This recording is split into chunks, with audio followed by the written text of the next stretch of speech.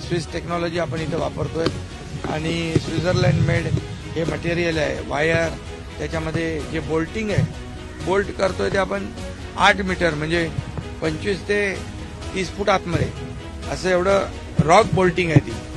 तर त्यामुळे हे सगळं जे आता इथंच मागच्या वेळेस 2001 साली लँडस्लाईड झालं होतं आणि 72 लोकांचा मृत्यू झाला होता.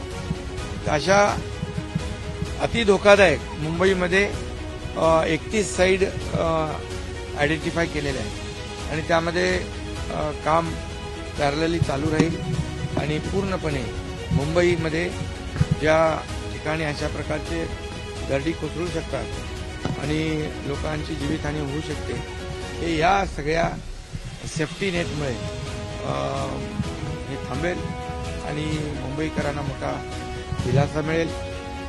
आणि आमचा टार्गेट आहे की लँडस्लाईड फ्री मुंबई हे जे काम आहे ते पावसाळ्यात सुरू राहील. मी संबंधित कंपनीला सांगितलेलं आहे, आयुक्तांनाही सांगितलंय की सायमल्टेनियसली अनेक साईडवर त्याचं काम चाललं पाहिजे. मॅन, मशिनरी, मटेरियल सगळं त्यांच्याकडे उपलब्ध करतील ते आणि मला वाटतं खूप लवकर याच्यातला चांगला रिझल्ट आपल्याला मिळेल आणि मुंबईकरांना लोकांचे जीवन